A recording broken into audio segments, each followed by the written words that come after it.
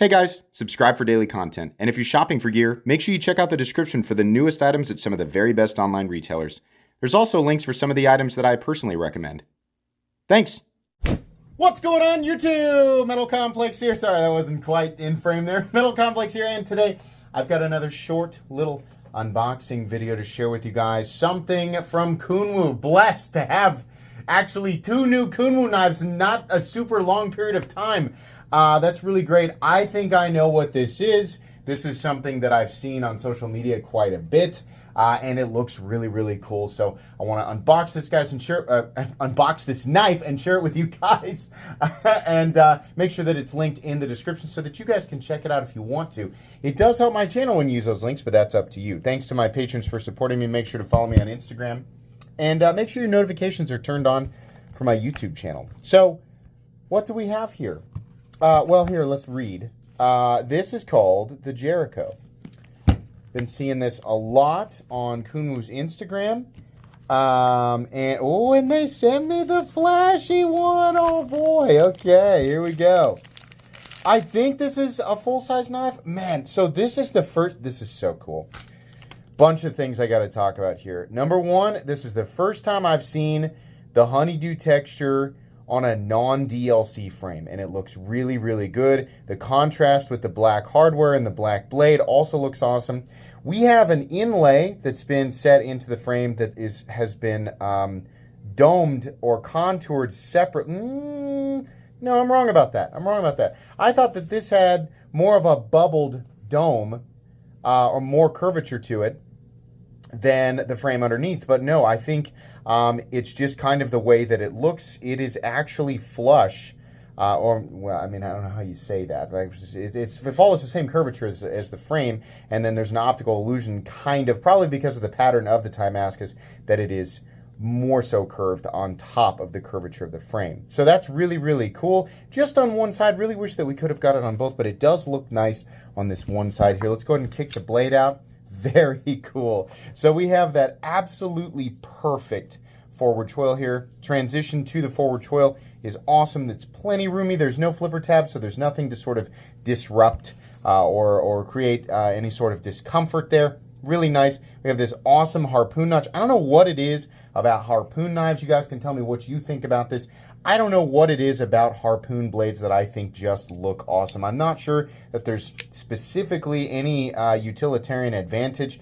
You can kind of dig your thumb in there behind that notch, so perhaps some situations ergonomically that might make the, some sort of task easier. I don't know, but I would have liked to see a little bit of jimping back there, but I think it's plenty fine.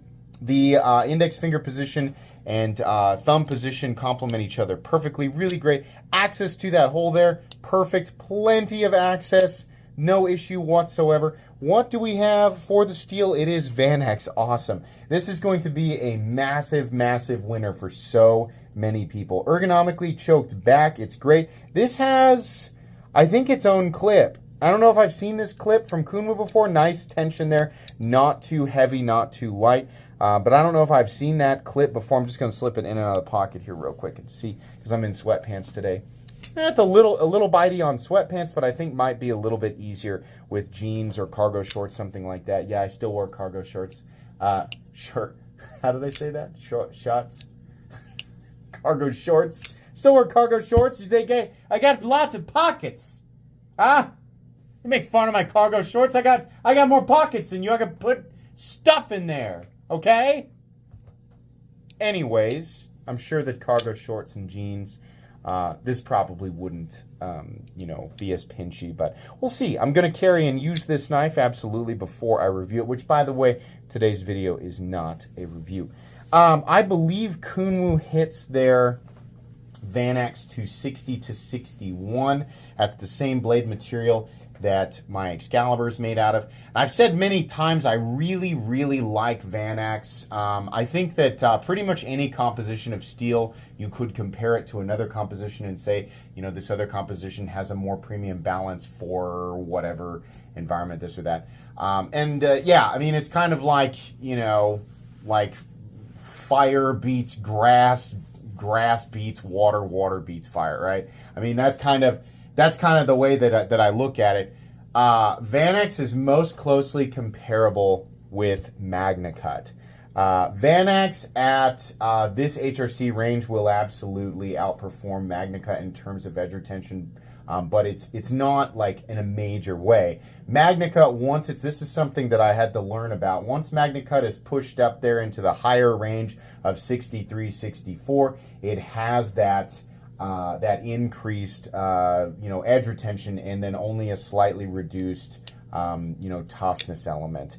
So Vanax and MagnaCut are pretty similar in that they are both pretty tough, with MagnaCut being the tougher steel, and Vanax typically in normal HRC ranges having the higher edge retention.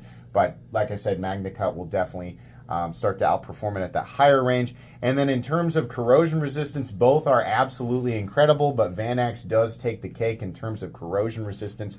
Ultimately, a lot of this stuff is so close that this is truly a situation where people, on average, will have absolutely no idea what the difference is. I've maintained, people will say that about like, S90V hardened, really hard, or something like, S110V versus M390 or something like that. I think the average person actually would, after, an extended period of time, be able to tell the difference in terms of edge retention. And then, of course, in this specific example, they would make up their mind as far as which one is their favorite based on probably what goes into resharpening some of this stuff. That's how I have made my decision on what blade steels I prefer. It's not so much always about how long it lasts, it's about how little maintenance I have to do. So if the blade will maintain an edge for a reasonable amount of time, but it is insanely easy to touch up or resharpen when the time comes, and it's incredibly stainless, meaning I don't have to baby it and constantly wipe it off, right?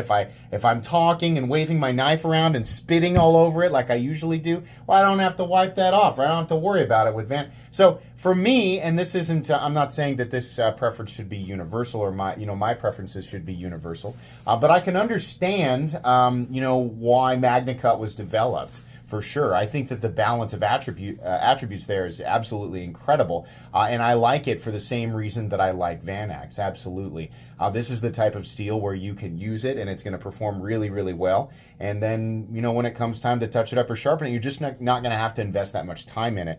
And in the meantime, get it dirty, spill some pickle juice on it. Doesn't really matter, especially combined with the DLC coating, which is going to add even more corrosion resistance and an incredible amount of scratch resistance. If you've not seen my videos on, exactly how durable the DLC coating is versus your typical Cerakote, PVD, titanium nitride, or, what we typically see at the bottom tier, paint, DLC is absolutely wonderful. So this combination is going to be probably pretty popular with a lot of people.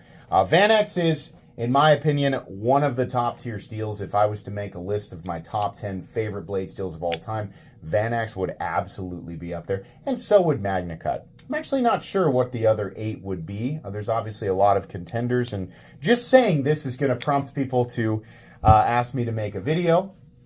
And I don't know, maybe I should do that. I'm no professional. I don't know why people would necessarily really want to hear that from me. So I'm not sure if that would be the best video for my viewers, but I guess if you guys want to see that, then I would be happy to make it.